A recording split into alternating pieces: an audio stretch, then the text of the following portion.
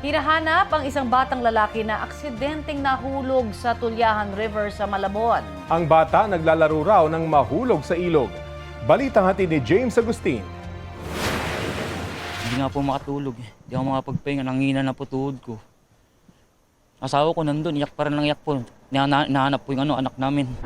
Labis ang pag-aalala ni Raymond dahil hindi pa rin natatagpuan ng 8 taong gulang niyang anak na si Roniel na nahulog sa Tulyahan River sa Malabon. Naglalaro raw si Roniel kasama ang 6 na iba pang bata malapit sa river wall na mangyari ang insidente mag-aalas 5 ng hapon kahapon.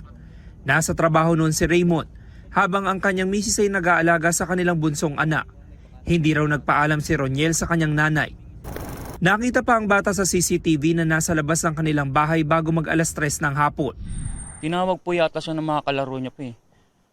Tapos, bilang sabi sa akin, basta nag-chat sa akin yung asawa ko na nahulog daw yung anak ko. Hindi po marunong lumangoy yun. 8 taon pa lang po yun eh. Ang tiyahin ng bata nakausap ang isa sa mga kalaro at isang nakasaksi sa insidente. Humingi pa raw ng tulong ang bata bago tuluyang lumubog sa tubig. Umupo pa daw po dyan. May hawak na stick tapos winawagayway. Winawasik niya.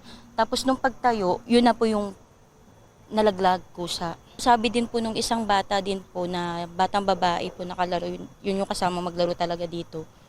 Dumungaw naman daw po. Pero yun pagkadungaw po, tumalisod po dyan sa may parang gutter.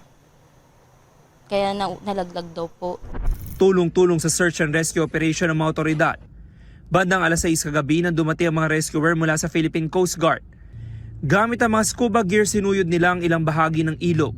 Sa ilang oras na paghahanap, bigo silang makita ang bata. Alas 9:30 kagabi ng pansamantalang itinigil ang rescue operation. Napakahirap po kasi nung ating Tulyahan River dahil kita naman po natin maitim. So pag maitim po yan, madilim yung ilalim ng tubig. So kailangan po talaga pag sinisid yan, dapat merong ilaw sa ilalim para makita kung saan banda. May agos po yan, so maaaring yung bata tinangay na po sa malayo. Ayon sa mga taga-barangay, ipinagbabawal ang paglalaro sa bahagi ng river wall. May harang itong bakod na kawayan at net, pero nakakalusot pa rin daw ang ilang bata. May bantay po kami doon para mangalaga doon sa mga halaman doon. Yun nga lang po, siguro, aksidente yun na nahulog yung bata.